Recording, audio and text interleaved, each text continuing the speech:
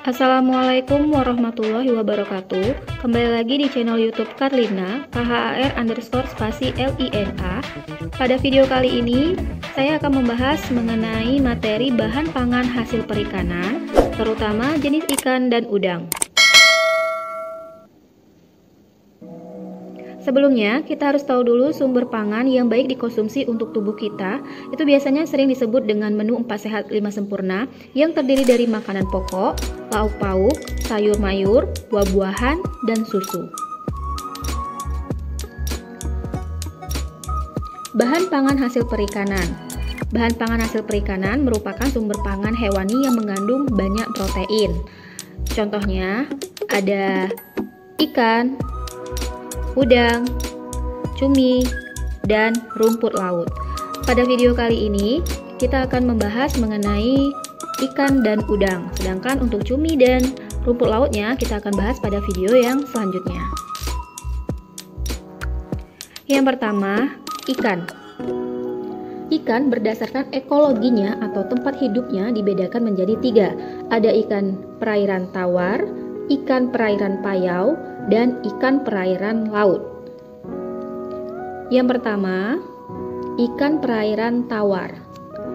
Ikan perairan tawar adalah ikan yang hidup di air tawar seperti sungai dan danau. Contohnya, ikan lele memiliki ciri-ciri tubuhnya berwarna abu-abu sampai kehitaman, kulitnya licin, bentuknya pipi memanjang, memiliki kumis yang panjang.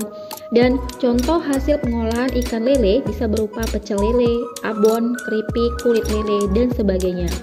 Contoh ikan perairan tawar yang kedua adalah ikan mas. Ciri-cirinya, tubuhnya berwarna abu mengkilap, seluruh tubuhnya hampir ditutupi oleh sisik, bentuknya memanjang dan memipih tegak, mulutnya terletak di tengah dan dapat disembulkan.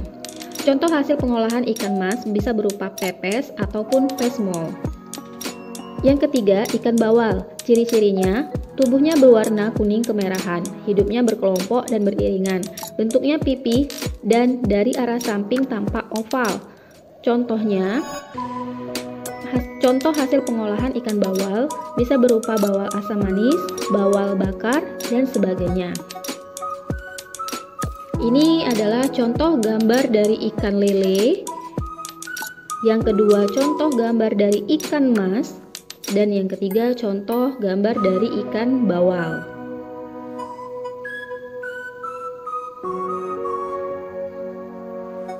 Yang kedua, ikan perairan payau. Ikan perairan payau adalah ikan yang hidupnya di perairan payau yang merupakan pencampuran antara perairan tawar dan laut, seperti muara. Pada air payau ini, dia memiliki kadar air garam atau yang sering disebut dengan salinitas sekitar 5-29 ppm.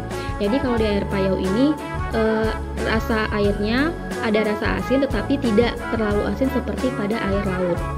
Contoh ikan yang bisa hidup di perairan payau yaitu ikan bandeng dengan ciri-ciri tubuhnya berwarna hitam kehijauan dan keperakan di bagian sisinya, bentuknya memanjang agak gepeng. Contoh hasil pengolahan ikan bandeng bisa berupa bandeng presto. Contoh ikan perairan payau yang berikutnya yaitu ikan kakap. Dengan ciri-ciri, tubuhnya ada yang berwarna putih dan merah, bentuk mulutnya lebar, sedikit serong dengan geligi halus, bagian atas penutup insang terdapat lubang kuping bergeligi, dan contoh hasil pengolahan ikan kakap bisa berupa frozen food seperti otak-otak, somai, nugget, empek-empek, dan lain-lain. Ini adalah contoh gambar dari ikan bandeng. Dan ini contoh gambar ikan kakap merah dan juga kakap putih. Yang ketiga, ikan perairan laut. Ikan perairan laut adalah ikan yang hidup di laut dengan salinitas di atas 30 ppm. Jadi kalau di perairan laut ini, ikan yang hidupnya di perairan yang kadar garamnya itu sudah ada di atas 30 ppm. Artinya dia sangat asin. Ikan yang bisa hidup di perairan laut, salah satu contohnya adalah ikan tuna dengan ciri-ciri tubuhnya berwarna biru tua, agak gelap pada bagian atas tubuhnya. Tubuh ikan tuna tertutup oleh sisik kecil, memiliki sirip tambahan, dan contoh hasil pengolahannya bisa berupa ikan filet ataupun bistik. Yang kedua, ikan tenggiri.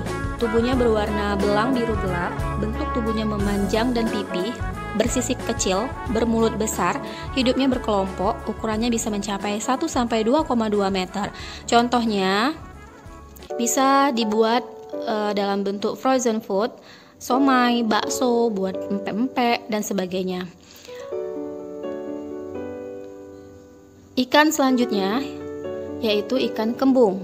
Dengan ciri-ciri tubuhnya berwarna biru kehijauan, terdapat 2 garis totol-totol hitam pada punggung, sirip punggungnya kekuningan, memiliki panjang antara 20-25 cm.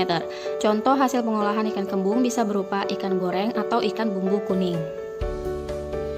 Ini adalah contoh gambar dari ikan tuna.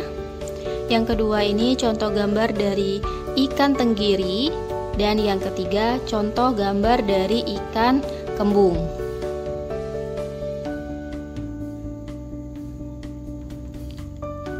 Selanjutnya kita akan bahas mengenai udang.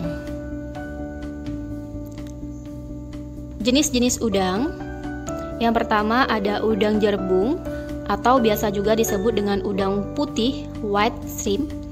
Dengan ciri-ciri kulitnya putih dan licin, warna putih kekuningan dengan bintik yang hijau. Yang kedua ada udang flower dengan ciri-ciri berwarna hijau kehitaman dan ada garis melintang coklat, kulit kakinya berwarna merah, corak warnanya seperti bunga. Yang ketiga, udang windu atau tiger. Ciri-cirinya berkulit tebal dan keras, warna hijau kebiruan dan bergaris melintang agak gelap, warna merah dengan garis melintang coklat.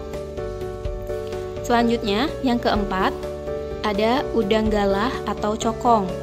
Cirinya termasuk udang air tawar, bentuknya lebih bulat dan memiliki banyak warna. Yang kelima ada udang dogol.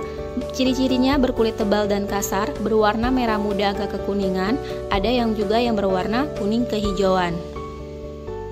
Yang keenam ada udang kucing. Dengan ciri-ciri ukurannya kecil, berwarna hijau dengan garis melintang kuning dan putih. Yang ketujuh, udang barong, disebut juga dengan lobster.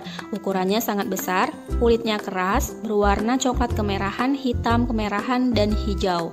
Dan yang terakhir ada udang rebon, dengan ciri-ciri berukuran kecil dan berwarna kemerahan. Untuk udang rebon ini sering dijadikan bahan dasar untuk membuat terasi. Demikianlah penjelasan mengenai jenis-jenis hasil perikanan yang berupa ikan dan udang. Semoga dapat bermanfaat, dan untuk penjelasan berikutnya mengenai cumi-cumi dan rumput laut kita akan bahas di video selanjutnya ya. Terima kasih. Wassalamualaikum warahmatullahi wabarakatuh.